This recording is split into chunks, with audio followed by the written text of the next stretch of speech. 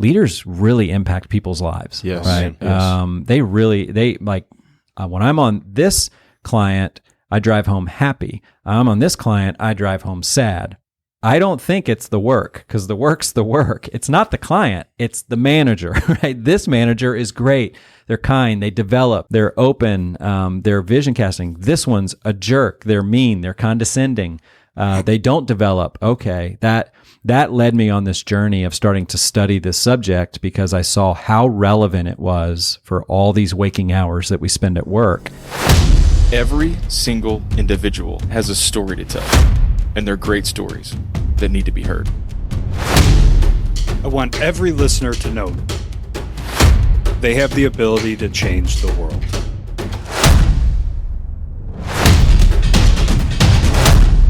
Welcome to the 1720 Podcast. What's up, Mom Movers? Welcome back to the 1720 Podcast. Ovaltine. That's what I had several times in gifts and texts and phone calls. Now I'm digging that awkwardness. Yeah, so Adam Tarnow, our guest this week, I don't know if you listened to last week's episode. No, I haven't. Yeah, there was a super awkward moment where Kevin was telling a story about, is it from the Christmas story? Yeah. It's got, I mean, what else is there that popular culture with Ovaltine? Right. Yeah. He knows what's up. And so Kevin tells, listening to the radio, it's Ovaltine decoder ring story doesn't land at all. Which makes it awesome. Yeah. And so all week it's been like Ovaltine, is it GIFs or GIFs? I said it wrong last time. Whatever. Sure. Yeah. Ovaltine jokes, and so yeah, it's turned into the joke of the week is Ovaltine. That's awesome. Yeah. Have you guys ever had it? Oh, that's a good question. I don't I think think so. I have. Yeah. I think. It's like chocolate milk, right? It is, Yeah. yeah. And it's got, these vitamins and nutrients and all this kind of stuff. I remember trying it for about a week in 8th grade. Like that was going to be my breakfast. And about an hour after, I had the worst stomach ache. And I just was like, I can't do it. And it was something with the vitamins in there. Because if I'll take a multivitamin with an empty stomach, I kind of feel nauseous for about, there's like a 30-second window where I'm like, I think I'm going to vomit everywhere. And then I make it through. And that's what I felt with the Ovaltine. I think there were too many vitamins in I'm there. going to just catch cereal from here on That's out. right. Yeah, cereal's fine, Mom. I don't need the Ovaltine. That's a great, not even cold open. It's just like, here we go. Here we go. Into the nonsense. And vomit has been now mentioned twice already, and we're 30 seconds in. I approve of this. How about this view, Stewie? We're not in the studio. Tell them where you but we're are. in a You guys are in studio. a new studio. The world headquarters for Adam Tarnow. Is it Tarnow? Tarnow. I knew I was going to say it wrong. Tarnow. The world headquarters looking out at, I guess this is to the south? Yeah, we're looking From south LBJ? from LBJ. We see downtown Dallas right there. We see a lot of trees. even We're looking notice at the TBK Bank building. Shout out to them if they want to sponsor this episode. Yeah, We that'd be just gave great. them a shout Email out. us at Kevin at different view than the normal 4 walls of our studio. So when we said, hey, Adam, you want to be on? He's like, why don't we record in my studio? Yeah. Great idea. So thanks for having us, man. Yeah, my pleasure. It's always fun to have guests up here. So we normally start out, our podcast has become like our rhythm. It was like, we called it the elevator speech, whatever we want to say, just like tell us who's Adam. And then we kind of pivot from there and see where we go. Yeah. So who's Adam? That is a hard question to answer, right? So, I mean, some of the basic biography would be grew up in the D.C. area, went to Clemson University, studied accounting, moved to Atlanta, came out here to Dallas to go to seminary almost 22 years ago. 20 years ago. And now I run a consulting firm that's focused on leadership development. So that's like the 30-second, and there's lots of detail in between that. Yeah, we'll come back and hit some of that detail. Yeah. The leadership stuff is straight down the fairway for us, and you've written a book that, are we 2 weeks in now? 3 weeks? Yeah, no, a month. It'll be a month. Like the day we're recording, it'll be a month tomorrow. Okay, so been out for a little bit, a couple of copies on the desk. We'll pass those out here. I guess next week during the recording being live, we'll do that. So look forward to that. We'll get to some of the book stuff. Let's icebreaker talk though. Yeah. Okay, so you get a 1 Major League Baseball at bat, and you have to pick your walkout music. What is it? I think I'm gonna go something from the Smashing Pumpkins. Ooh. Possibly Cherub Rock. That great guitar riff there. Or I've been very into their Machina album lately, so maybe I'd go Everlasting Gaze. I think that's it. That's my final answer. I'm gonna go the guitar riff to Everlasting Gaze. That's my walk-up song. Do you know that, Kev? No, that's why I'm taking notes. I need to now listen to it at the end. Smashing Pumpkins is an interesting group to me because I know Smashing Pumpkins songs when they come on. I'm like, oh, I know that song, and I don't associate them with Smashing Pumpkins. Yeah. Right? I know their music, but I don't, and I don't know that song. Okay. Yeah. So that was a little after, their fame had kind of peaked in the mid 90s with Melancholy and the Infinite Sadness. Yes. And then they had a couple of albums, really the one right after that, they took a big dip. And so this was the album, two albums after Melancholy. And it's a great album. You classify that as alt rock still? I think I do. I mean, I'm listening to a new podcast that Billy Corgan has put out because he's got this new 33-song album coming out. And so they are releasing an episode a week with a deep dive into the new songs and a deep dive into an old song. It's a fascinating listen. And so he still says that they are classified as like that alt rock. So I'll go with that. I'll take it. I'll accept that answer. Yeah. I wonder how popular that is. Like a podcast like that, I don't mean to be harsh, but like, does it still matter in that industry? Like what the song's about? Because it meant everything back in the day. They do those biographies, and the breakdowns. You remember in the CD there'd be a description of the song. Oh, for sure, yeah. Like that's not it's Spotify. Well, yeah, for pop music it doesn't. I mean, I think what's great about all audio is just how narrow you can get to a particular audience for so cheap. I mean, we were even talking about cost of getting a podcast edited. I mean, compared to 60 minutes of video to put out there, I mean, it is a fraction of the cost. And so the barrier to entry with podcasting and getting audio out there, even if you get just 10% of your fan base that listens to it, it's still well worth it, right? You can get advertisers and all that kind of stuff. And so I think even as somebody who's been a fan of theirs for maybe close to 25 years, just to hear him take a deep dive on this stuff and hearing him talk about his craft, I just find very inspiring. There's something really, really cool about what he's doing. And so it's that old adage, right? If you're passionate and on fire for something, people will listen. Yeah. And he's passionate and on fire. And this new album is and he says this with a smile on his face, it's a rock opera. So it tells a story. Yeah. So he is telling a story each week as well, which if I were to give you the basics of it, you'd be rolling your eyes going, Tarnow, why do we even invite you on? Right? Like you're into this story. But when you hear him tell it, it's really fascinating. Yeah. This story. Can I throw Icebreaker too? Yeah, just because I love a good So curveball. behind Adam is a bookshelf, and there's some awesome books there. And I know part of the show notes is favorite books, but on that bookshelf, which ones stick out to you?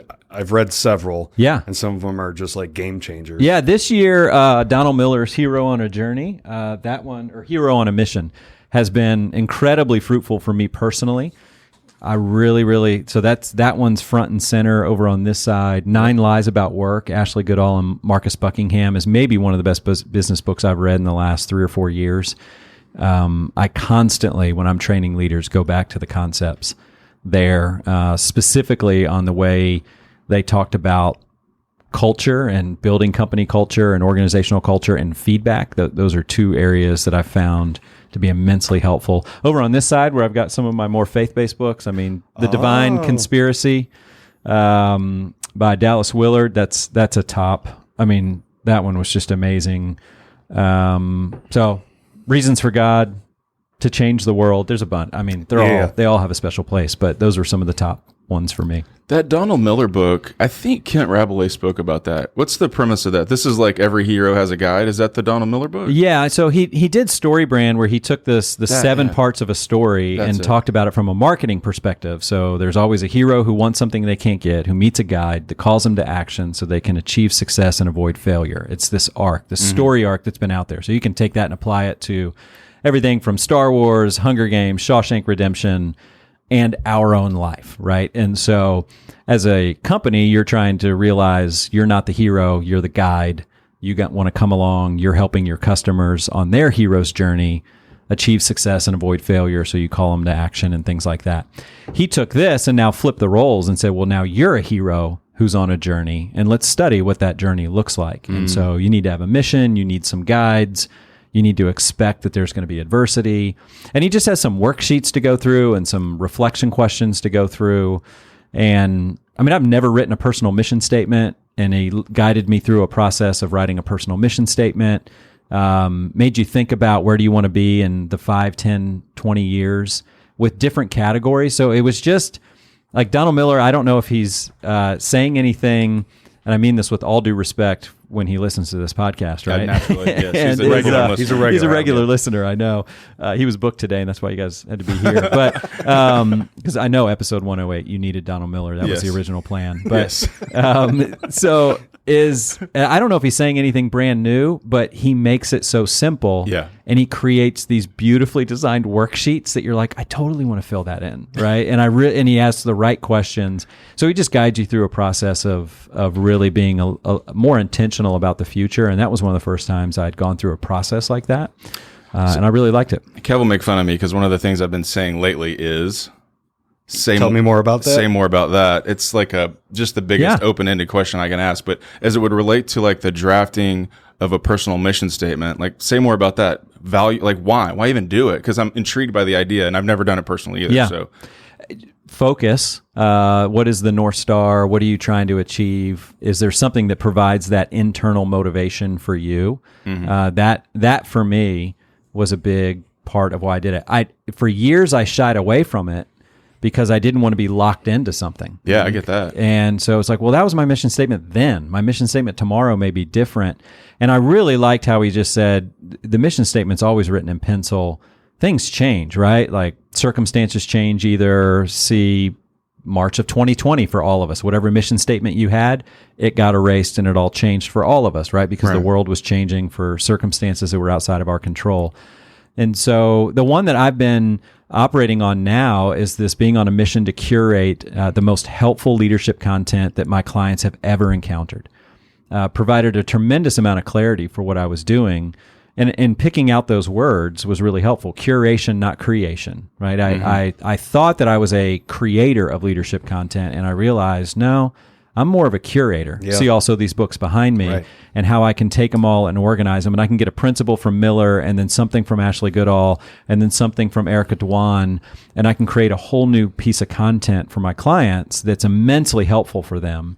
And when they're just like, gosh, nobody's ever said it like that. Or like the best compliment I ever get when I'm teaching or I'm sharing with clients is, oh, I can totally do that. Like if I hear that, then I go, I just won. Like I just served them. I just gave them content that was immensely helpful for them because they were inspired to go do something. It wasn't like, oh, that's a challenge. I need to think about that. Now there's times where I want to do that and really push things. But for most busy managers and leaders out there, it's not, I don't want to send them on this 60-day wilderness journey to examine their heart in many ways. Although there's times for that. Sure. I want to give them something that they're like, oh, I can totally go do that. That's going to completely change my team. I'm doing that in my next one-on-one, or I'm doing that in my next team meeting. And so that was where some of this journey of writing that has really helped reframe what I was doing. And oddly enough, I wrote it maybe back in February, found a document this week and read it again and was refreshed by it all over. I was like, man, I need to read that monthly. Yeah. That was helpful for me to read that. I could see that. Like as you started the sort of talking about it by saying it's the North Star. Like if you don't reflect on it, go back to it, perhaps you lose direction. But looking back, rereading refreshes the direction that you're headed. Absolutely. I can see that for sure. Absolutely. Yeah. Okay, so let's as I pulled from your own website, a tale of 2 decades, right? Yep. You spend almost a decade, I think, in the world of CPA, public accounting, and almost a decade in ministry. Yeah, pastoral ministry. Ministry. So talk me through how that story evolves, really sort of targeting how you end up where you are, right? So I want to tell those 2 stories as converging as possible to end up here. Yeah, and I use that example in the book when I talk about my career, and if I look at it, it's like a Seinfeld episode where all these plot lines come together at the end, and you're like, 15 minutes into the episode, I didn't see how George claiming to be a marine biologist and Kramer hitting golf balls into the ocean was going to end in this way, right? And so that's the way I feel about my career. I mean, it really is this idea of match quality that I feel like I've been on that journey to try to find what is the best use of my gifts and skills. Where can I find a job where my to-do list matches that as best as I can? And so took an accounting class in high school, loved it, right? I've always had a math mind. I don't mind it. It was a big puzzle for me. So and then also I was a third generation accountant. My grandfather was an accountant. My dad was an accountant. Wow. My birthday's April 16th, the day after tax day. So I've kind of I think it was in the stars, right? That's destiny. Yeah. And so it was just following an interest there of going, oh, that's interesting. I like that. Business kind of sounds cool. So let me go be an accountant. And so then I did that, became a Christian in college, major life transforming event, and changing my worldview, changing what I view of success, and get plugged into a great church in Atlanta. So I go to Atlanta to start working with PricewaterhouseCoopers, auditor, flying around, auditing, studying for, passing the CPA exam, just living a young adult life that everything was exciting, but also now this faith is growing. Get to be a part of a church, start serving there, I had no clue that churches could be this way, right? And I had no clue that there were some people on staff that were this way. I still had very much when I thought of Christians, I thought of Ned Flanders from The Simpsons in many ways. And now I'm meeting some of the sharpest, smartest people I've ever met, and going, oh, so there is a way to blend your faith that you don't have to be like Ned Flanders. You can earn a living, use your gifts in these contexts. And so I was very intrigued by that, which led me to move to Dallas to go to seminary. So kind of had a little quarter life crisis in my mid-20s and said, I want to pursue ministry. Was Ned Flanders thought pre-saved or even after saved? It was even after. Yeah. I mean, again, growing up in the DC area, I didn't have, my Aunt Linda was a phenomenal example of Jesus to me, but there weren't many other examples that I remember of people that were my age faithfully following Jesus, which is why when I get to college in the Southeast, so I know some of that's contextual, I meet people that are my age following Jesus, and I'm like, that is so different, right? I've never met somebody that was cool and seemed to be very sincere about their faith. It was very attractive to me, and so that kind of put that pebble in my shoe through a fraternity, right? Because I didn't join the fraternity to meet God. I joined the fraternity to do all the fraternity things. Yeah. But my fraternity, like many of them in some of these big Southeastern schools, had some faithful followers of Jesus in there that were 19, 20 years old, viewing their life as on mission right then and there. And so they were sharing the gospel with people, and I was one of those people that they shared it with. And it took me about 2 years of watching a couple of them before I was like, okay, my life is qualitatively different than yours in a wrong way. And so I want what you've got. And what is it? Jesus, I'm in. Because I don't like what I've got over here. So that's fine. If it's Jesus, let's go. And so that was really where a lot of that started. Some people have a conversion story that has like an aha moment. Yeah. It sounds like, and correct me if I'm wrong, it's more of like a tipped trajectory, intrigued interest, begin pursuing. Yeah, 2-year journey of watching somebody live, right? So that adage that people trust a Christian before they trust Christ, like that's true in my life. And it really informs the way I try to love people today and try to influence people today, and hopefully get into spiritual conversations with them in that way. But there was like a brief aha moment where there was a decision of, okay, sure, God, let's go for real. And didn't know what I was doing, of course, but I do have a moment in time staring at my VCR, thank you very much, in my dorm room and just kind of going, let's take this for real. Yeah. And so it was a long 2-year journey with this, I guess, a prayer. It was not a prayer of like, Lord, I'm a sinner in need of a Savior. And that Savior, it was just like a very raw, God, I'm ready to take you serious. Everything changed from that moment. Wow. And that's really where that is it a started. group of, like, would you look back at that those times and say it was a group of guys you were running with, or is it like a dude or two dudes? It was one dude primarily, a guy named Adam Landrum. And then he was a part of a church and being discipled by the pastor, a guy named John Reeves. And so Adam was getting ready to graduate, and he said, hey, I've told John about you. You know, I meet with him a couple times a week. He's willing to start meeting with you. And so then I spent really the last year and a half of college as a completely different guy and meeting with this guy, John Reeves, who, you know, at the time he had 3 kids, I think, was married, and was just like nobody else I'd ever met. He was young, and he just taught me the basics of how to pray, how to read God's word, and was awesome, right? I mean, I've told that guy thank you so many times for what he did. He and Adam, I mean, they've just had such a profound impact on my life. When you think about other Adam, yeah, like what are the characteristics of him and his interactions with you that you think, man, here are the 3 things he was doing that did not deter me from leaning in or caused me to be intrigued, or what was it about him? Yeah. First of all, the integrity of his walk. I mean, so he was very vocal about his faith, but yet he backed it up. So he was acting different at the parties. He was dating different. There was an integrity to his life that was like, okay, he's real. He walked the talk. Yeah, he really did. Yeah. So there's that. And then at the same time, we played a lot of golf together. We'd sit around at lunch and talk about classes and where we were going to go in our career and what we were dreaming about. So it wasn't just all Jesus all the time. It was, hey, what are you going to take management next year, or are you going to take cost accounting? And, if you do cost accounting, you got to make sure you get this professor. And I'm thinking about doing this internship. What do you think about it? Like, we just talked about life. Yeah. And I mean, I would say 98% of the time that's what we talked about. So he was living his life. We were talking about normal life. And every once in a while, when it was appropriate, he'd remind me, hey, Jesus loves you. You want to come to this Bible study? Hey, Jesus, you want to come to this church with me? And so I just knew when I was ready, he was the guy I was going to go to talk about it. And he was.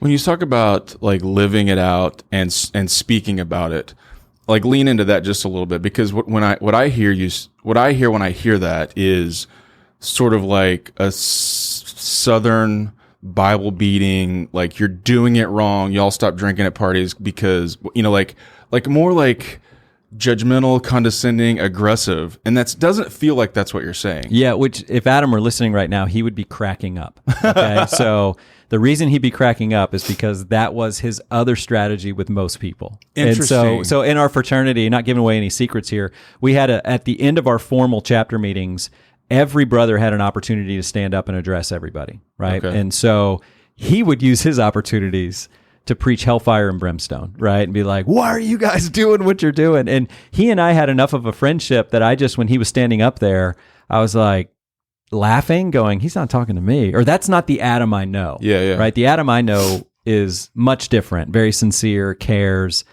But man, he's letting them have it right now, and they hate him because of this. And so there were some strained friendships with that strategy. He did not employ that strategy with me one-on-one.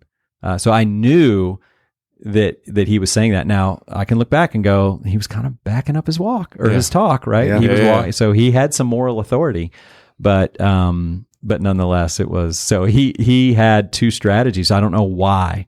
One-on-one with me, it was a very different strategy. He elbows you before he gets up. He goes, about to go beast mode. Yeah, not about you. Watch this. Yeah. Well, I've been thinking hold my beer. Watch this. I've been thinking. So last week was Mike Bassett, and he said something that has resonated with me for the last week, which was, "No one ever came to Christ at the end of a wagging finger." Mm-hmm. And that's really good. I've been thinking about that. That's why I leaned into that question, because it didn't feel like other Adam was giving you wagging finger. But obviously it sounds like he was wagging it at other folks. Yeah. And it was good because, every leader you encounter is an example and a teaching opportunity, right? Yeah. It's either a 100%. Good one or a bad one. And so in some ways, Adam was a great example of what not to do to win over the fraternity on sharing the gospel. So now I'm a little bit older and I have an opportunity to kind of give some parting words of wisdom. I think it was my last chapter meeting. And I was like, I've never spoken publicly about my transformation of faith. People knew I was starting to go to church. They knew I wasn't getting drunk at parties, some of those basic behavioral changes that make you stand out amongst a group, it wasn't hard to stand out in many ways there. Mm-hmm. But I took a completely different approach. It wasn't, you guys are fools and idiots. It was, let me just tell you my story. And if you ever look in the mirror and feel a little empty, I'd love to talk to you about that. That was the basic message. And it was really great. I mean, it led to some really great conversations afterwards that was a little bit more of attracting people with honey rather than vinegar. Mm-hmm. And I think that was helpful. And when you do that, you open up the opportunity for that person to see that their brokenness is okay, because more times than not, if we don't share these stories, they're like, man, Adam has it all put together. That's right. I'd love to be there, but I can't. Yeah. I'm broken. Yeah. And it's like, oh, no. I am too. Yeah. And I was too. And this is what changed me. Yeah. I've never told this story before, but this, again, episode 108 makes a lot of sense to tell this story. Yeah, it's the perfect time. The perfect time. Yeah. So, what's so interesting about how easy it was to stand out and how different it was. So that night, I shared a very sincere message about Jesus and my faith, but I opened with a joke. And it was the most inappropriate joke that I look back on that now and I'm like, Lord, what was I doing? Learning. Right? And I guess I was, and it got laughs, and it was funny, and it was great. It was from that perspective, it landed. It wasn't like your Ovaltine joke, right? But it landed, and I just still sit back and just go, I cannot believe just the dichotomy of those messages that night.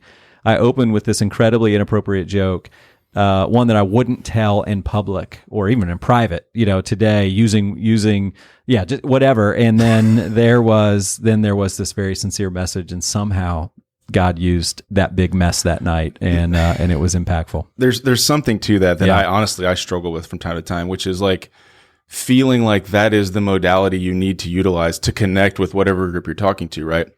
I'm not talking about like obscene jokes or foul language or whatever, but like sort of leaning into the cultural relevance of the group you're around as like just a way to break down whatever walls, right? And then feeling like once you've done that, you can like pivot inside of that paradigm to deliver the message that you really want to deliver. So there's something with the genuineness of it, Yeah, right? right. That if I think you're all perfect all the time, you never have inappropriate thoughts, you never say cuss words, you never think this way, then there can be that can put a distance between us where I don't know if I can trust you and what your intent is, and are you just going to be judging me, and or are you just going to make me feel bad by your awesomeness? And so, there is something about letting that guard down, which I'm, with Kevin, with you, and even where you're going to be starting your book, to let your guard down and let people know, hey, there's some brokenness here.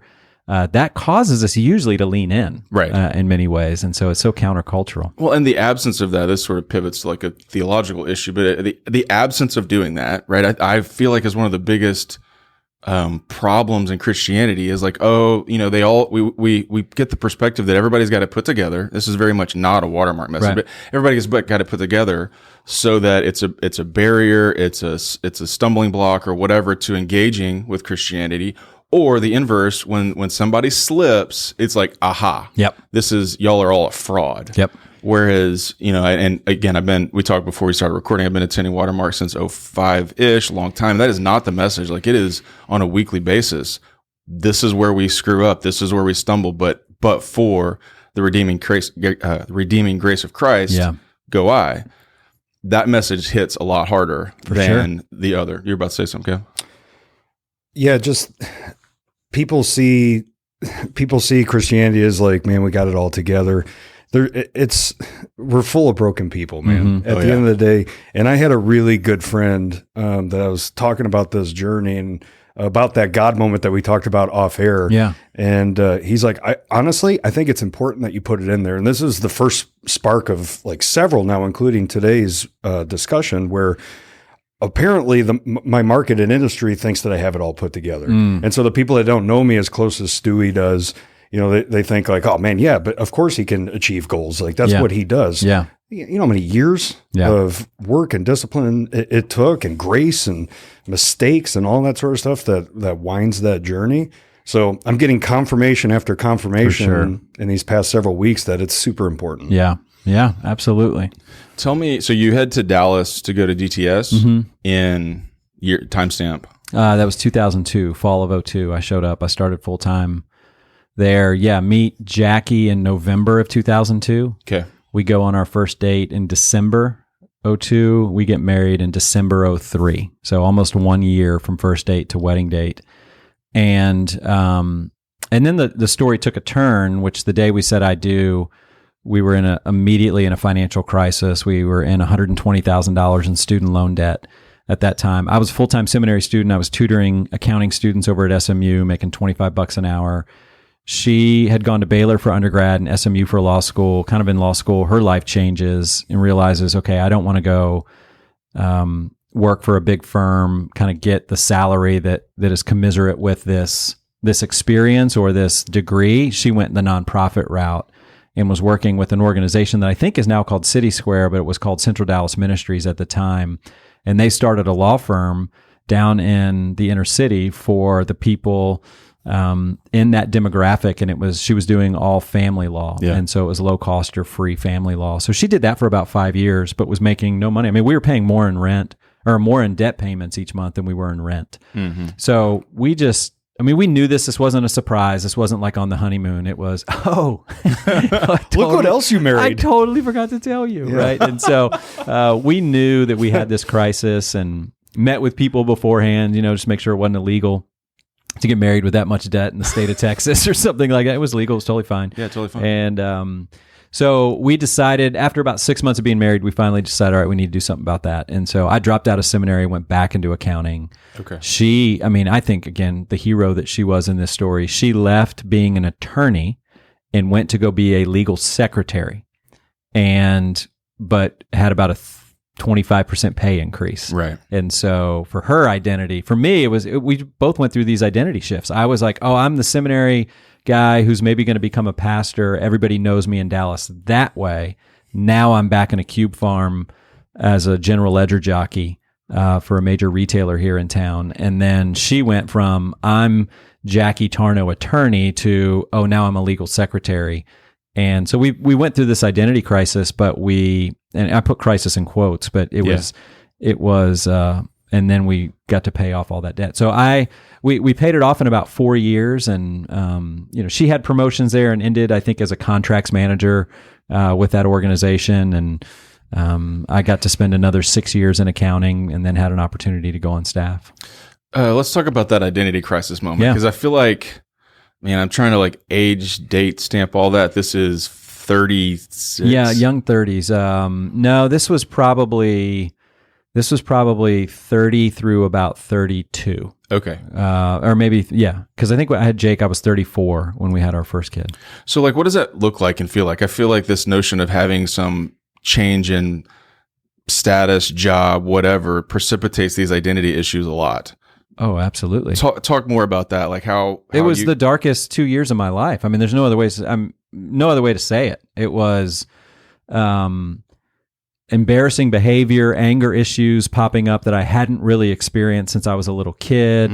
Wanting to break things, being out on a run with my wife, and we're not talking because we're running, and I'm just arguing with God, and I get so frustrated on this run that I take my water bottle in the middle of Highland Park neighborhood, and I just slam it on the ground and start dropping F-bombs, yelling at God, right? Because I felt like somebody lied to me. And so, we could talk hours about that. It was a really, really dark season. I was grateful to be in a hospital going through that. And the hospital was being a part of a great local church, having some friends around me who cared. And I can think of just start naming names of people who were there to go, hey, we're not freaked out by this. This happens. For a lot of men, it happens in their 30s or their 40s, right? So in some ways, I was just typical, and this was just me going through it. But it was a dark couple years there. But grateful I went through it. I think that my faith on the other side came out more mature, and got to know God better in the midst of it. But I don't want to sugarcoat that. I would prefer not to go through it again. Yeah. Right. Yeah. Well, what's the catalyst or the moment where obviously, let me say that differently. Assuming we're on a timeline, it starts to go down. Yeah. And then there's an inflection point where it starts to go back up. What's that inflection point? Is it people leaning in? Is it a moment? How do you confession was a big part of it, which I think in many ways, if I hear people tell stories about recovery from addiction, there's a catharsis of confession in realizing my life was out of control. I couldn't fix it. And so nothing was going to get fixed on my own. Mm-hmm. And so going, okay, and it was a friend. I remember at lunch, I was doing the recovery program at Watermark. I was letting my friends know about it, but there still was not movement. And then my friends just going, why would we not pull all the levers possible? Maybe you should go talk to a professional about this. And it was like, great, let's add that to it as well. That was incredibly helpful, to add that in there. And so I kind of had all these three things. I was going to see a therapist for a little bit. I was a part of what at that time was Celebrate Recovery, which is now Regeneration. I was involved in community group. I was letting my friends know, and kind of all of those together were really helpful. I think that story resounds, is that the right word? Like hits with listeners a lot. It does with me for sure. Yeah. Like I've had that season of like, and all of those flipping all of those levers and trying to figure it out so that you can turn the car around. For sure. Yeah. It's not an uncommon story, I guess, is really the point I want to make, is like people, that happens. It is common. It feels uncommon to you because you're going through it, but man, it is common. And so find what your levers are and start flipping them to turn that car around. Yeah. And like just removing some of the social stigma with all of it. And, you know, I was studying to be a full-time professional Christian, right? So there was even, I should be able to figure this out, right? I've been studying God's word. And so you just get over all that for me, and was like, but I don't know what to do here. And so let me go talk to somebody that's there. And that lie that we can believe that I'm the only one who struggles, and you know, just forgetting what Paul told us in Corinthians about there's no temptation that has seized you except what's common to man. Mm-hmm. And in some ways, I want to believe I'm living my own unique movie, and my issues really are unique, and I'm so special. But then you sit in somebody's office and they're like, seen this 100 times, right? And you're just like, well, but I'm okay, but that's helpful. Okay, what do you mean? You know, cool. I've been carrying that for 6 years, thinking I'm the only guy. And I thought I was the only one. And so now you got a freedom to talk about it with others, and you have some explanations for it, which for me and my brain and personality, it's good to have some explanations, not excuses, but just some explanations that at least I know why that behavior was manifesting itself.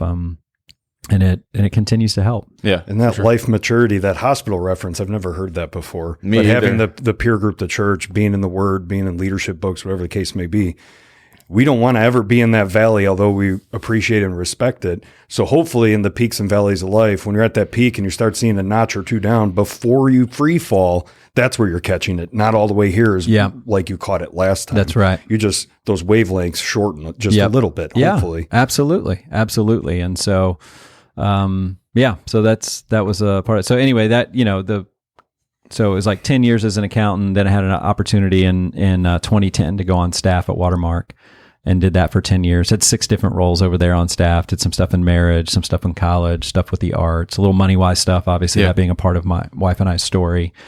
And, but the common thread through all of it, right, was leadership development. So that started at PwC of recognizing leaders really impact people's lives. Yes. Right. Yes. They when I'm on this client, I drive home happy. I'm on this client, I drive home sad. I don't think it's the work, because the work's the work. It's not the client, it's the manager, right? This manager is great. They're kind, they develop, they're open, they're vision casting. This one's a jerk. They're mean, they're condescending. They don't develop. Okay. That led me on this journey of starting to study this subject, because I saw how relevant it was for all these waking hours that we spend at work, and wanting to get better at it. And then my teacher gift, I always was infatuated about, or really, intrigued about teaching this to others. So that was there in the accounting industry. I was doing this on the side. I was teaching other leaders. I was learning about leadership. And then certainly in the ministry side, that with a organization that, yes, has a big staff, but is largely run by volunteers. Right. You truly, I like what John Maxwell said, if you really want to see the leadership gifts or skills that somebody has, make them lead volunteers, because at work, little things can be jaded because it's like, well, you have to, because I'm paying you. Right. Totally. But true influence can be seen in those, learned so much about people. And again, the importance of leadership, and started doing some of this on the side. When I left the accounting industry, I maintained one foot in that industry by training leaders. So I had developed a very, very small reputation of being Adam helps train accounting leaders. Like the accounting whisperer. Yes. That's the next one. I'm down. copywriting that. Write that, the accounting whisperer. Yeah. That is so Life good. beyond the debits and credits. That's right. And so I started doing that really as a volunteer thing, because I loved it with the Dallas CPA Society. They were starting a leadership development academy. I was chairing that. I was teaching at that. I taught that for free for years. And then some of those students became managers and partners at firms. They're like, hey, we liked what you said about leadership. Will you come over here? Now I get a client. Now I get another one. Now I get to ask to speak at this accounting event. And after a few years of doing this, which being on staff at Watermark was, they paid us well, but it was also nice with a growing family to have some supplemental income. And after about being on staff about 8 years, I started to realize I'm laying awake at night dreaming more about what if I just did leadership development only, right? Could I go do this on my own? I've never tried to go get a client. The clients have come to me. What if I actually put some effort towards marketing? And so I had the conviction probably in about 2018 that I needed to go do that. This was going to be my next career step. Didn't get the courage to make that decision until 2020. And then it was really tested, 6 weeks after I announced that May 31st is going to be my last day, the world shuts down. Right. Yeah, that's a fun time to go be an entrepreneur and awesome. Put your shingle out, as they would say. Yeah. Yeah. So you did a great job of just leading those two stories directly to what you're doing today. And you kind of previewed it early on, but what is what's your, I don't know, sales pitch? I don't know if that's the right word, but what are you up to today specifically? Yeah. I talked about this personal passion of, I believe leaders impact everything, right? They impact everything. But it is one of these areas in organizational life that is assumed. I think there's an assumption often that leaders are going to just figure it out. They're going to figure out how to lead. A lot of times, individual contributors or people who are excellent at the technical side of their job, they're the one who get promoted to leadership. I saw this in accounting all the time. Yes. You're nodding your head. I bet you all see this in your industry. I'm an attorney. Yeah. It is management. If you're a really good lawyer, go manage this office. Yeah. Which makes no logical sense, but it's just kind of the way it's been happening. So there's some organizations that are rightly understanding that may not be the best leadership development strategy. So again, I don't think this is very complicated. I just don't think it's taught. And so if we just assume there's primarily a deficit of information and actionable strategies, that's where I can come into an organization and go, give me 90 minutes once a month with some of your up and coming leaders. And I promise at the end, they're gonna get an education on what it takes to be a manager and how to lead people effectively and how they can start to bring energy to their team. And so a lot of the arrangements I have are like that. I mean, sometimes it's just come in for, do a keynote, help us at this sales presentation or things like that. But the ones where I'm seeing the most impact is I don't come in and and live with them, but I am their outsourced leadership development person that comes in and spends time with their key leaders for an extended period of time, anywhere from 6 months to 12 months, but not again, just 90 minutes once a month and go through. And I've got this curriculum that I'll go through and teach people what it means to be a leader. Let me ask a question on that. So is the individual hiring you or their boss or the company hiring you? Yeah, it's usually the companies that hire me. There's a few. So, kind of a buzzword, the coaching, the one-on-one coaching, that is a part of what I do, not a major part of what I do. And I do have some people that reach out to me individually that are going, hey, I want to be a better leader. I want to invest in myself. Can I pay you for your time? Basically, all the curriculum and everything. Let's just talk about it. Mm-hmm. Those I would assume are energizing. But tell me a trick that you have up your sleeve when somebody, you're about to coach them because the company hired you and you could tell they're reluctant. Yeah, you just got to figure out what their felt need is with that. Yeah, it is a major difference between those that call me for coaching and want it and those that the company calls me for coaching. Mm-hmm. And I like those challenges though, because I really do believe this information on leadership is going to improve your life, right? It's going to improve your life. You're going to learn something that is not just going to help you at work. It's going to help you at home. In fact, those are... as I'm going through this journey more, I used to think that if you could figure this out at work, like that glass, if you filled that up, it would trickle down and help your home life. And I might be reversing that, going, no, I think if you live this stuff in your life, it actually helps work more than the other way. And so I like being able to just connect with somebody one-on-one, figure out what challenge they're feeling.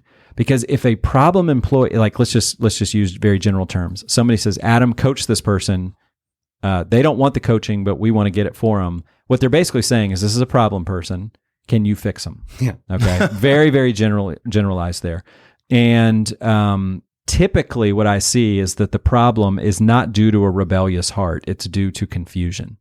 And so if I can come in and see things from their perspective, see what they're confused by, that's where I can help them drive for clarity and figure out. Most of the time when that happens, when a company says, coach this person, all I'm doing is I'm figuring out what conversation do they need to go have with their boss. Yeah. Because there's a confusion, there's a frustration, and it'll take 2 or 3 meetings to figure out what the issue is. But then I can give them a game plan and go, okay, so it sounds like you need to set a meeting and you need to ask these 4 questions. And they're like, I can totally do that. And then that helps. And so I like those challenges. They're fun. And, but that's typically what I've seen is just try to figure out what is their pain point? What is their confusion? What are they driving home thinking about? What are they complaining about to their family when they get home? And how can I help them unwind that? Those are all really good points, right? Like the idea of what are you thinking about on the way home, or what are you complaining about to your friends or your wife or whatever, like that is the pain point. That the resolution of it is usually, you may say always, a conversation. Most of the time, yeah. For some reason, we're so reluctant to have, like, to go in and say, hey, here's something that's just like grinding my gears at work. I need you to know that, and I need to have a conversation about how we can resolve it. Or maybe the answer is just deal with it, which is a data point I need to figure out where I live here. Yeah. But go through and have the conversation and get the data point. Don't assume that's the data point. Because there's so many times they won't engage in a conversation. They're like, I know what they're going to say. Right. They're going to say, this is just the way it is. This is the way I went through. And I'm like, but you got to hear that from them. Right. You can't assume their intent and know that that's what they're going to say. Go ahead, Kev. It frees up mental capacity. For sure. The assumption's gone. It's now factual or not. Yep. And now that weight's gone. That spot in your brain's gone. Now you can move on. And now if you do leave, it's not you railing on the culture or this place. It's a decision you're making based on your values, right? We had this conversation. You told me that my hours have to be X. My preference right now at this season in my life is Y. Therefore, nothing wrong with you. I'm making this decision. I'm going to leave because I need to find a job that does this. That's a completely different conversation than, we're a part of an industry that is just destroying people and destroying souls. And I'm rebelling against this right now. And so I'm leaving and I'm going and I'm going to start my own. Like, that's not going to go anywhere, right? That's exactly why you should stay in the industry. That's right. We need you if you have a heart for the people and a purpose. Yes. What's you've seen the development of the need for that conversation dozens of times, presumably. Yeah. What's the primary impediment to that individual going and having that conversation? They don't know how to start. Okay. How do you start it? What's the... a lot of times is that's the hardest part and the most awkward part, which is, so you and I, let's say you're my boss, Stuart, and I need to talk to you about the tone you take with me sometimes in meetings, right? So the easiest way to start that is, Stuart, I want to have a conversation with you. I think this is going to be a little bit awkward, or it may be. I'm kind of nervous about it. Yeah. But I think this is important because I want to have a good working relationship with you. So if I can give people some of those sound bites just to go, here's how to say it. I've clued into you. We're going to have a serious conversation. I've also been a little vulnerable that I'm a little nervous about it and it may be awkward. But you also have heard my intent in there, which is I want a good working relationship with you. Then you got to coach them on how to give feedback, right? I cannot say a word about your intent in that. If I do what's called crossing over the net, right? I get on your side and go, you are a jerk. And you've always been a jerk, and you take it out because your life sucks. You take it out on your team, right? That is me assuming I know what your intent and your motives are. Yeah. And then just going, I've got to talk about observable behavior. So in meetings, Stuart, I observe sometimes you seem to get irritated, you get sharp, and you, in particular, like last Thursday, you cut me off 2 times in the meeting. One time we were talking about this, and the other time that. So to me, I get frustrated by that and I feel put down, but I'm sure that there's a reason for it. So do you agree with my observations? Like, do you feel like that's fair? Is that not fair? Can we have a conversation about that? Right. And so that is a way to kind of start getting into that's most of the coaching, is just giving people almost a script to take into it. Because again, for whatever reason, whether it be schools, families, churches, coach, our sports teams, nobody taught us how to do this stuff. Yeah. And so we're just out there kind of winging it.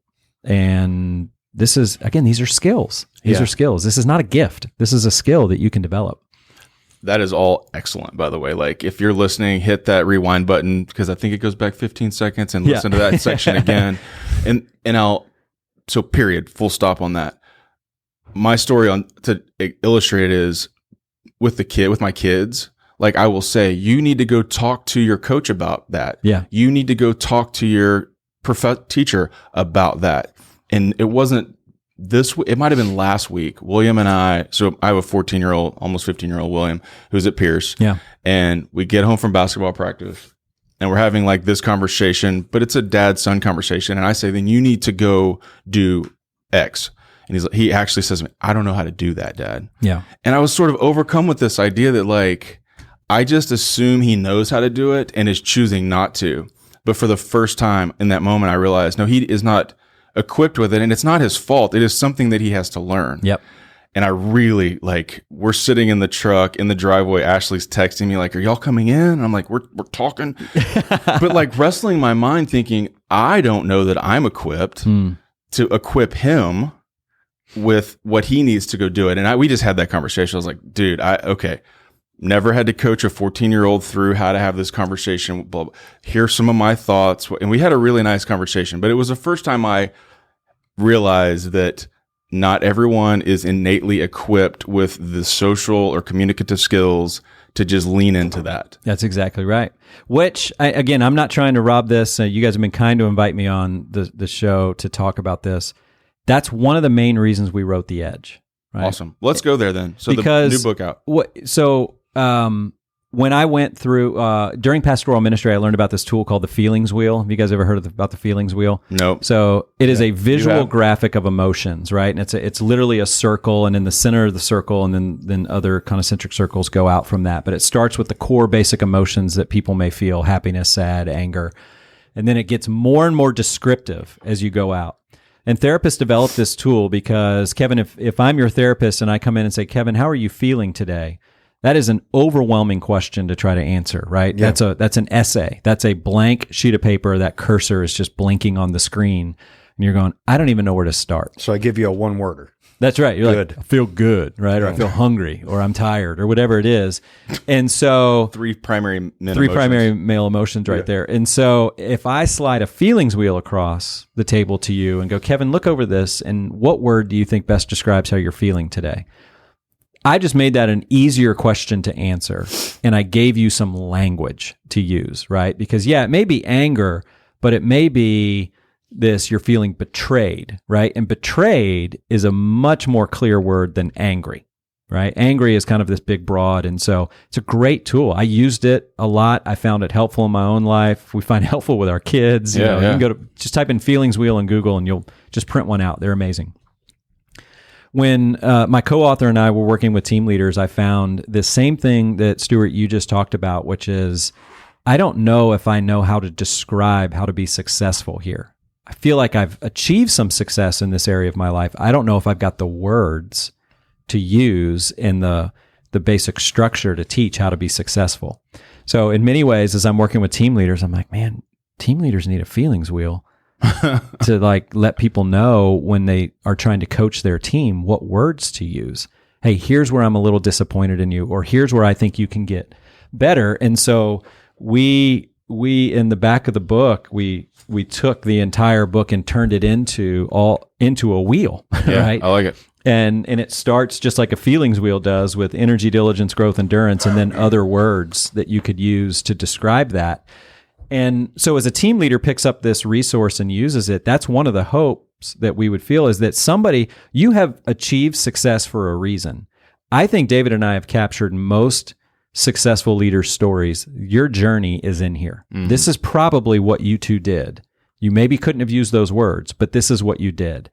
And now you've got a way to describe it to others. So you can start to go, hey, I just thought it was about doing this and this, but really what I've done to be successful in my career is I've tried to bring positive energy. I've been really diligent.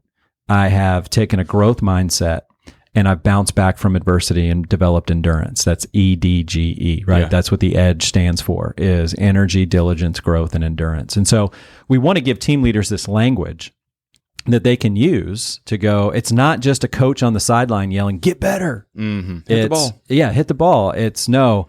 I think it's energy, and even more specifically, I think it's optimism that you need to work on, or I think it's diligence, and very specifically, I think it's resourcefulness is where you need to get better, and so that's where I can see.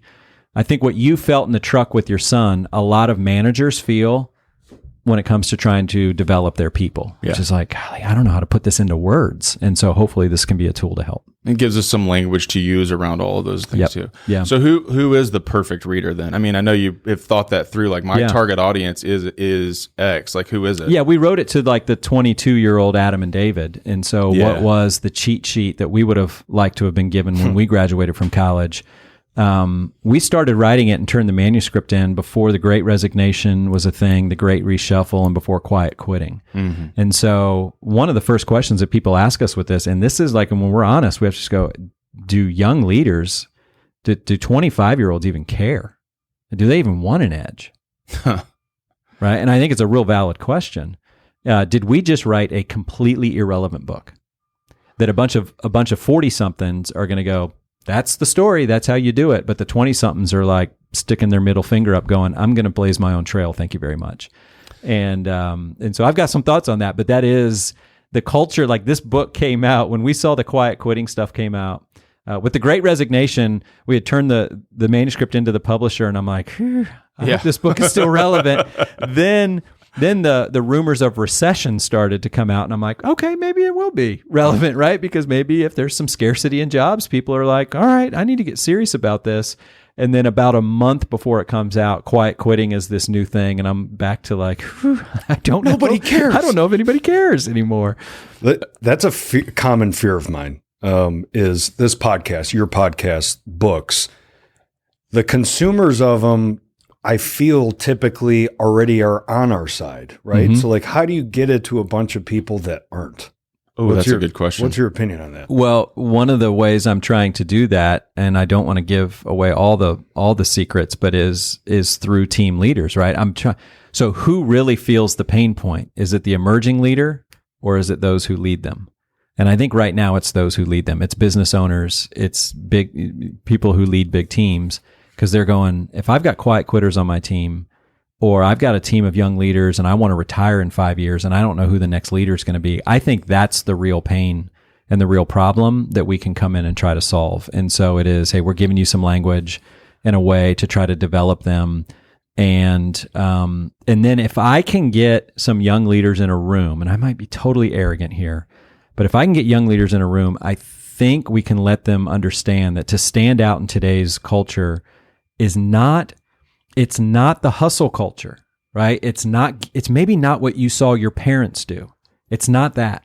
There are some very simple things that you can do to be very serious about your career while maintaining your life. And I hope we've captured that balance well and what it means to be energetic, diligent, growth-minded, and develop endurance. Well, I'll tell you this, and we'll kind of, as we work through the prep sheet, this is a natural sort of like slide into the next section, is I've been listening to, let's see, I've now lost my train of thought. I have to edit that out. You do 2 podcasts. Yeah. One of them is not with this guy. It's with another. Clay Scroggins. With Clay. What's the name of this one? That's called How to Lead. How to Lead. I've been listening to How to Lead the last 5 or 6 episodes, and I feel like you're laying in little nuggets that are from the book for sure in the last few episodes, and they've been excellent. Like I haven't clicked them over to Kevin yet, but a few just I'm like, that's it. This you talked about. I think it was last week or the week before about quiet quitting and what that means and how to engage those people. And just like, this is excellent content. And to the point you made earlier about sort of being a curator of leadership, it's nothing, no offense, it's nothing I've never heard before, but it comes through really clear. Yeah. Where trying to drive through Chick-fil-A in our neighborhood this morning, I decided not to because the line was too long, was like, I can do that today. Good. Like that was a nugget that I was like, okay, I can do that today. I'm not going to pick an argument with another car in traffic, as you said. I can do something different. And so let's talk through the couple of podcasts you work on right now, because I feel like listeners will get a few nuggets to say like, okay, that's it. Let me grab this book. Yeah. Young leaders or just leadership in general. Clay Scroggins, he's written 3 books. His most famous one is How to Lead When You're Not in Charge, that came out, I think, 2015 or 2017. In many ways, we feel like we're standing on his shoulders when we wrote this. Like in some ways, we feel like we wrote a follow-up to that book with The Edge, written to the same target with the same tone. And so he and I have been doing this. We've put out 55, 56 episodes. We put out episodes once a week. We try to go less than 20 minutes.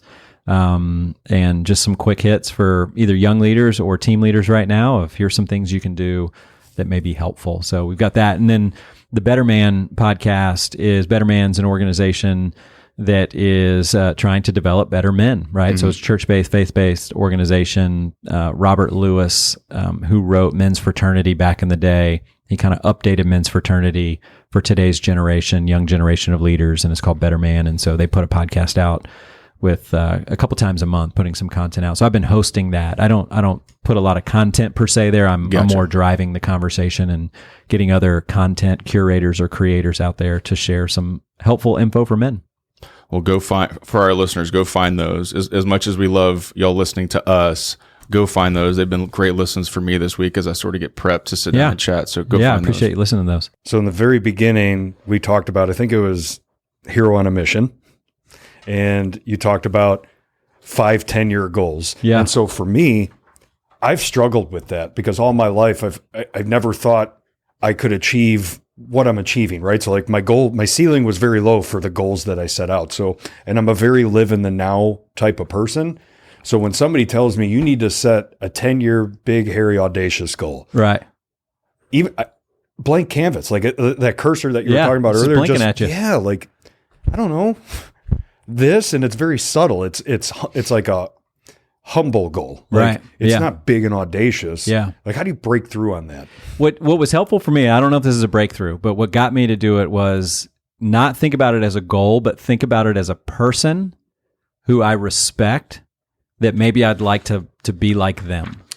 Okay, so I can get down with that. Yeah, and so that was in my like 3. So there was the 10, the 5, and the 1 year vision.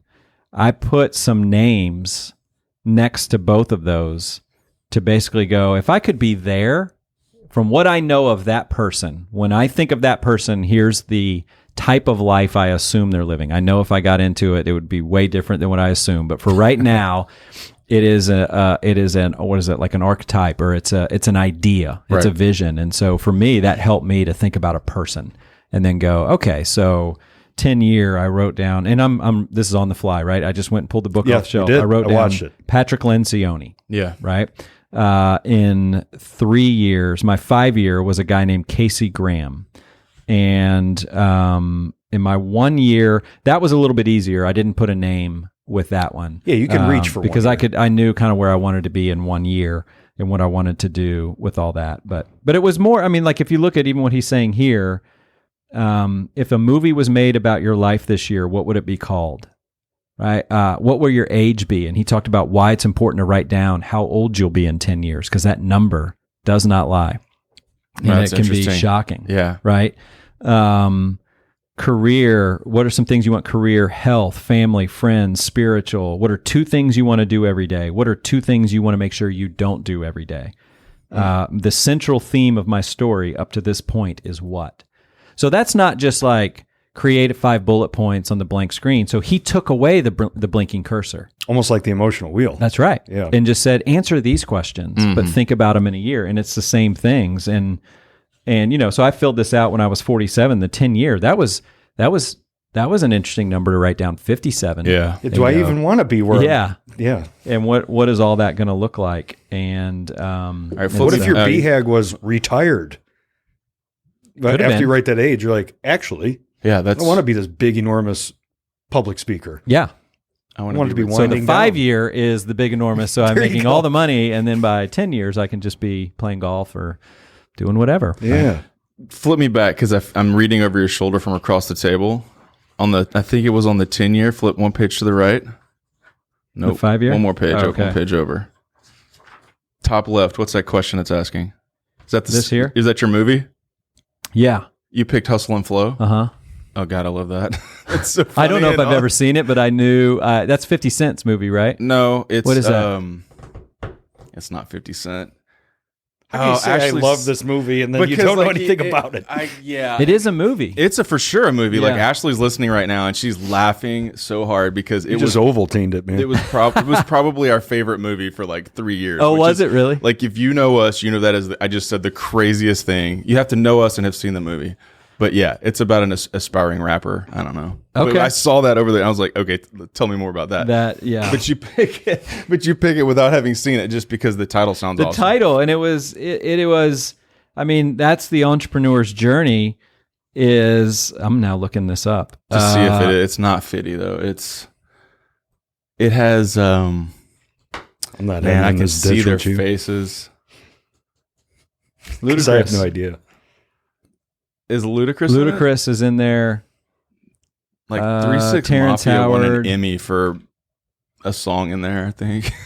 It's Oscar winner for Best Achievement in Music, Yeah. written for Motion Picture, fantastic film. Yeah, anyway, IMDb really likes it. There you go. You should watch it, apparently. I should watch it. Yeah, it sounds or like not, I need to watch it. Not, you shouldn't watch it. But that's anybody starting anything, right? It's the hustle. And especially when you're on your own, because nobody's telling you to do it, so you got to go for it. So for some reason that popped in my mind for this next year. That is the entrepreneur struggle, right? No one is telling you to do it. Nobody told you to get up this morning and come up here and work on whatever you have on your list. Whereas like if you're in an organization, someone else is usually directing your day and someone's in your office and you have a meeting you have to get ready for or whatever. Here it's just like, well, what are you doing today, Adam? Yeah. Yeah. And because what I heard about entrepreneurs for years, right? I've been on this journey 2 years was, grand vision, all the visionaries. Your vision's too big to stay in an organization. You got to go dream. Listen, man, dreams are cheap. Mm-hmm. They are easy, right? And I think the real successful entrepreneurs not only dream big, but they know how to get crap done because nobody's making you get stuff done. I wish I could share the text I got from an entrepreneur wee hours of this morning to just like all the glory that people see in the end result, what he's going through today. For sure. And it's not built for many people, man. Right. Like what he has to go through and payroll and letting people go and all that sort of Yeah, stuff. because you got nobody to blame. That's right. It's a very tough lonely gig. existence at That's times. right. Yeah. So they need that encouragement and to get that off their shoulders to say like, I'm just putting this out there just because I just need to say it to somebody. Yeah. You know, it's a tough gig. Yeah. Stepping out. Yeah. All right. So let's sort of pivot towards the end here, but we haven't talked much about Jackie. I know you have 2 kids. Yep. One of them's Jake. And Josh. I figured it was another J name based on the cadence I there. wish I wouldn't have done that. All the J's, and I thought that was going to be really convenient. I never call them by their right name, and which I don't know. My dad, it was Adam, Elise, and Justin, and he never called us by our right names. In those fits of like, what you, and so I like to say, well, I shouldn't have named them both J names, so it's probably just getting old and just a normal. You have a dog thing. thrown in there for good measure too. Yeah, and that's Peanut. So yeah, that's do you ever get that in the mix? And not yet. Yeah, not yet. But I'm sure that she'll happened be to there me. soon. I called Stella Gigi the other day. That was a real nice highlight of my life. Before you have all that, me personally, I judged that. I was like, how do you not know your kids' names? And then I'm screaming at one of the dogs and I'm calling it the other dog's name because that one's the usual suspect. I'm like, oh, that's how. Yes. Yeah. Because it's insanity. It is. Welcome. And my sister-in-law, she nailed it. It's noun recall. That is, as I get older, I'm fine with verbs and adjectives and adverbs. It is remembering nouns. That is spot on. It is exactly it. It is, hey, do you want to go to that? What is that place? It's right? they have the enchiladas with the stuff. And what was it's on the corner over there. My wife and I have this game now where we get stuck and the other one just sits there and just is like, let's see how long this goes. You're going to figure this out. And she's like, well, you know what I'm talking about? I go, I don't. No, I don't. And so Just like record on the phone. Or when we're trying to figure out together, we reason through it and I'm like, I'm seeing the letter K. It should be like Kubies. That's it. Okay, that's what it is. And we'll team up together to try to figure out how the brain works. It's just that CD-ROM spins so slow. My grandma used to tell the dumbest joke where she would say that as she got older, she thought about the hereafter more. You heard this bit? She says, I end up in the pantry wondering like, what am I here after? Oh man. That's good. That's a shout out to Mimi. Yeah. That was her. Thanks, Mimi. Her that's bit. a good one. Yeah. Yeah. So Jackie, Jake, Joshua. Ages, what are they into? Family talk a little? Yeah. So, I mean, really a lot of sports talk in our family. So we watch, Josh plays a lot of competitive club baseball. Jake is golf and cross country.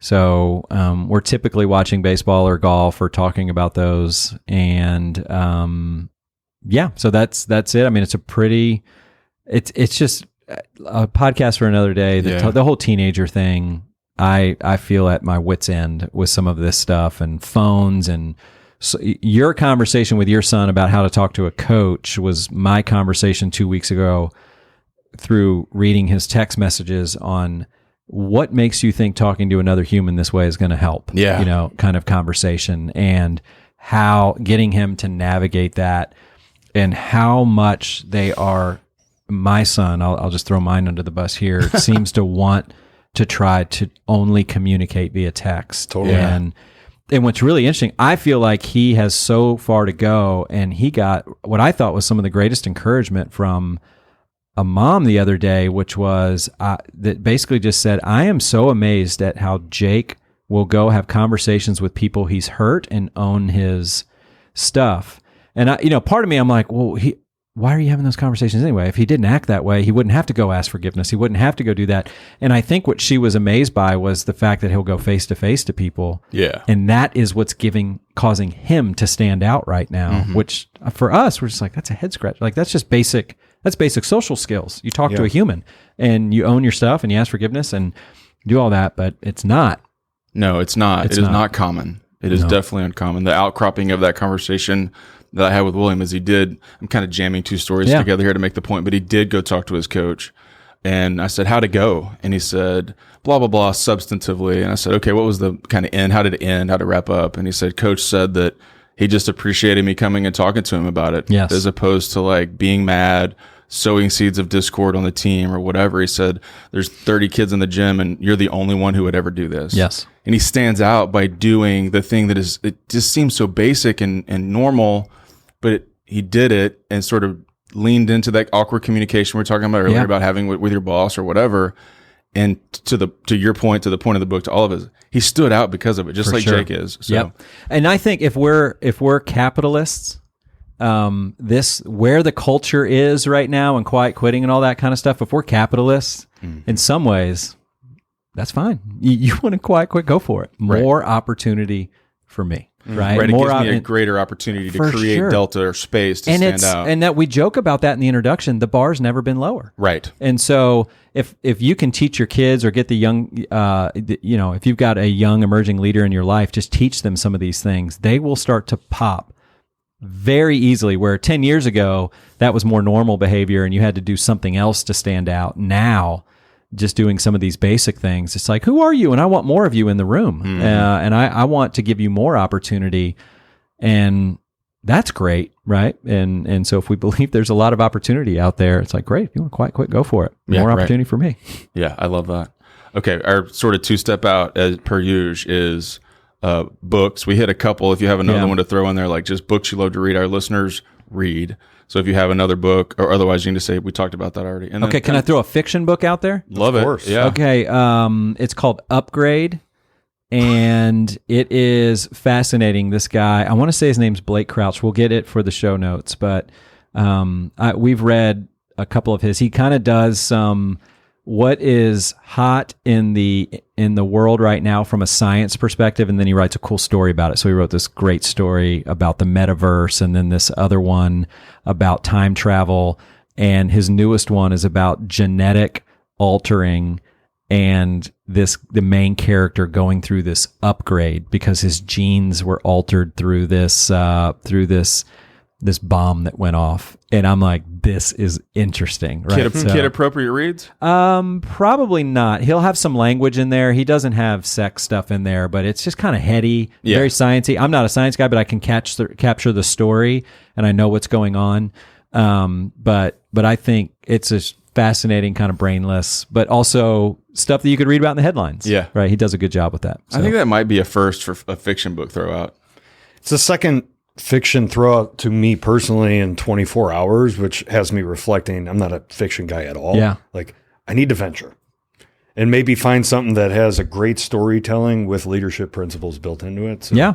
maybe that's What was that the other one. one? What was your other fiction throwback? It was I don't remember, man. Da Vinci Code, No, Jurassic it was, Park. I think Lord of the Rings? Stephen King. The It was Hobbit? a Stephen King story. I don't remember Pet the Sematary? specifics. He only has like 500. Yeah. Oh my gosh, so many. But there's leadership principles of vulnerability because it had a big vulnerable moment yesterday, and that was the response to me. Oh, From interesting. Colby Campbell. Now that's good. Have you ever been given advice to read a Stephen King book? Right. And then tell me that story. What Yeah. led to that? That somebody was like, you know what? You need to read Pet Sematary. I think it'd be relevant for you right now. Right up your alley. You Yeah. remind me of somebody in there. You know, have you ever read Carey? Because you're reminding me Yeah. of Carey and Cujo right now. Relevant for you right now. Yeah, they bury Gage and he comes out. Yeah. It's right in your wheelhouse for what you're going through. Yeah. No. Since we're in the ditch before the one thing, Yeah. I have complete redemption from last week. He picked up Ovaltine immediately, Yep. and then unsolicited brought up a Seinfeld reference, which yeah. that was my other Ovaltine moment last week. I said Serenity now, Insanity later, and Yeah. nobody. What? Nah, I got it. I got that one. I don't know that Mike did. Mike didn't. Mike was like, I don't watch. He's just saying it wasn't funny. Yeah, That's what That's he basically just effectively said. what I'm saying. Yeah. it was funny if you knew it.